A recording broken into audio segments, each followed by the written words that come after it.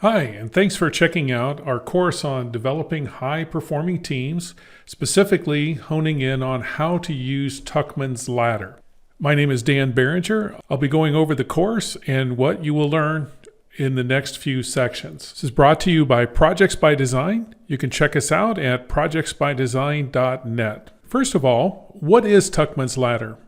Maybe you've heard the terms forming, storming, norming, and performing, and that essentially is Tuckman's Ladder. This is especially important to understand if we want to develop high-performing teams for our projects or any team for that matter. The first thing to remember about Tuckman's Ladder is that it's an observation of how high-performing teams are naturally produced. This is not a methodology to force a team. It's just simply the stages that a team must go through in order to become a high-performing team. The first of these is the forming stage. In the forming stage, everyone is getting to know each other, understand a little bit about their roles, and how they can contribute. Naturally then, after meeting and getting to know each other, the team will then proceed to the storming stage. This is a stage in which conflict most often occurs. If the team is going to become effective, it must move from the storming stage into the norming stage. In the norming stage, we're going to learn how to work with each other and establish norms or behaviors that team members can support. Once those norms are established, the team can then move to the performing stage.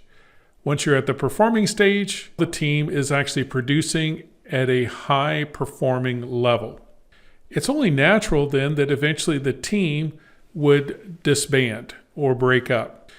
That would lead us to going through the adjourning stage. In the adjourning stage, we celebrate the time that we had together and make sure we can walk away from that team carrying those experiences into the next project situation. One of the things that's unique about this particular model as well is if you happen to have a person who is joining the team, guess what? It's only natural that you would go back to the forming stage.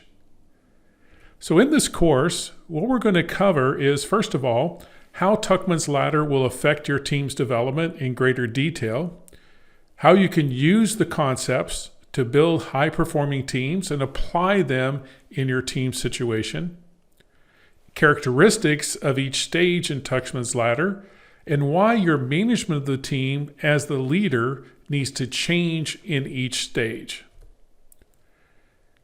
Also, we'll give you some practical tips and tools for managing your teams in each stage and why adjourning is such a critical stage, especially for project teams, and also additional resources to help you build effective teams. This is brought to you by Projects by Design. Feel free to find us at projectsbydesign.net. You can send us an email at contact@projectsbydesign.net. Thank you and enjoy the rest of the course. At the end of the course, we'll give you some instructions on how you might be able to apply for professional development units or PDUs for your PMP or PMI ACP certification for viewing this course.